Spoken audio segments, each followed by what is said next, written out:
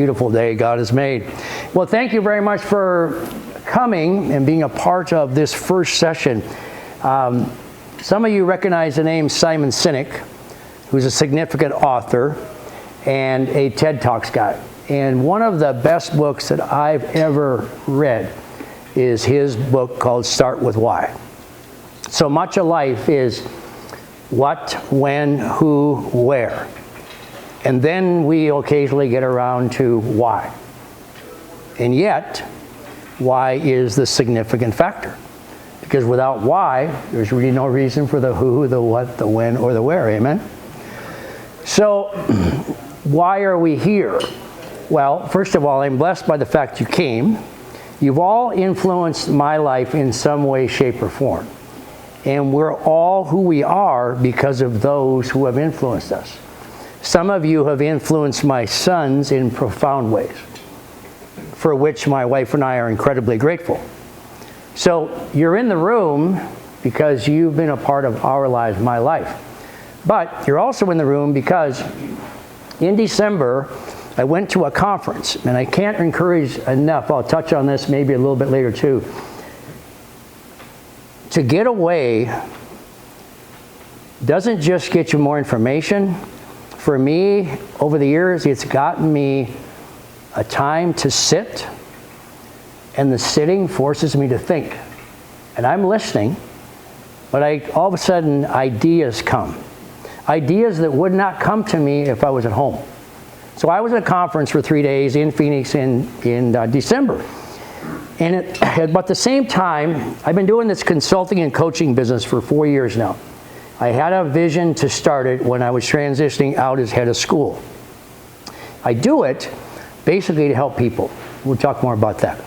But when at the conference that day, I'm just sitting in there, the second day this resonates with me, and I'm thinking about the consulting aspect of what I do and the coaching aspect. And I've gotten clients over the last 4 years from Arizona and California and Washington and Montana, primarily, the western part of the country.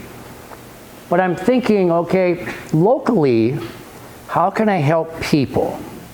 So that's why you're here. Because the longer I sat there, the more I came up with, Ross, be intentional about touching the people that have touched you.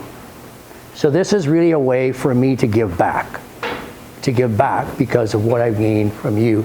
So with that being the case, we're titling this series, and by the way, the second one will be on June 6th here at the Tacoma Country Club. My birthday. Well, we won't sing Happy Birthday now, we'll sing Happy Birthday then, but you have to come. Okay?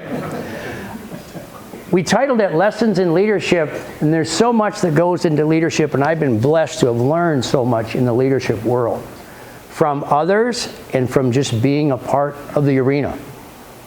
Being in the arena gives you so much and given me so much experience. So lessons in leadership. Let's go to our next slide, sir. By the way, the shirts that we're giving out have one of these sayings on the back. And these have been little coaching axioms that I've used for years with teams and with people. We get better or worse every day. We never say the same. I think I've said that maybe close to 1 million times in my lifetime. Life is half passion and half perseverance. You need both halves. We've run out the door in the morning, but then partway through the day, fatigue sets in. Obstacles show up. Resistance. Things didn't go well. What gets us through the second half of the day? The perseverance. How many of you would nod your head saying, isn't that so true? Life is half passion and half perseverance. You need both. This is an old coaching axiom I've used with the game of football, but I think it fits life. Prepare for the worst in life, but expect the best. We never know when there's a downturn in the market. We never know when there's a challenge to the health of one of our family members. So we've got to be psychologically ready for the worst that can happen. But we flip that with the smiles on our face and with the optimism and the faith we have to expect the best. So even though we're prepared for what might happen, we're also anticipating the best that can happen. So the optimistic side of life. And engage is my 2023 word. Many of you have a one word for a year. And if you don't, I think it helps you. It helps me. I've done it for 5 years now. And this is my word for this year. So today, I'm trying to engage with you, so to speak. Thank you, Doug.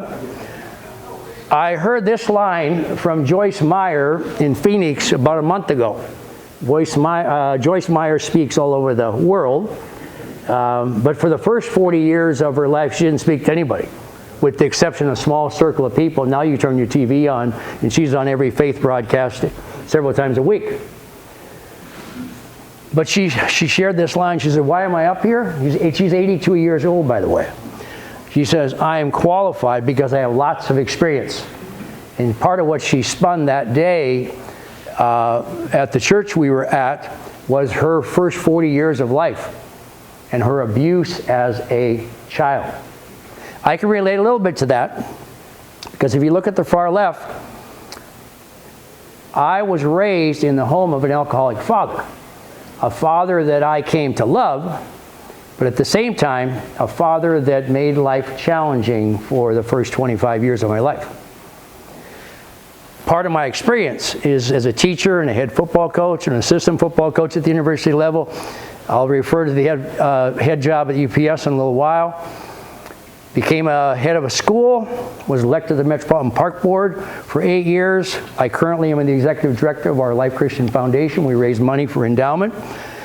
And as I said, we've started this consulting and coaching business.